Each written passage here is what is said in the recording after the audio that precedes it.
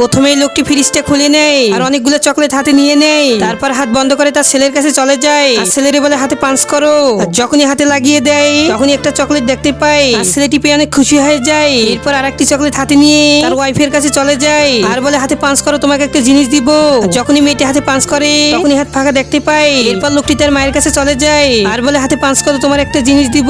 যখনই হাতে পাঞ্চ করে তার মাকে একটি চকলেট দেয়। এরপর আবারও তার ওয়াইফের কাছে চলে আসে। এরপর লোকটি তার ওয়াইফের এমন কিছু দেয় যা দেখলে তোমরা অবাক হয়ে যাবা। তা দেখার আগে এই ছবিটাকে ভালোবাসলে ভিডিওটি লাইক দিয়ে চ্যানেলটাকে সাবস্ক্রাইব করিয়েন। আবারও যখনই হাতে পাঞ্চ করে তখন হাতটি ফাঁকা দেখতে পায়। এরপর একটি লাভ গিফট দেয় আর এটা দেখে অনেক খুশি হয়ে যায়। তো বন্ধুরা কে কে মাকে ভালোবাসেন অবশ্যই কমেন্টে লিখবেন।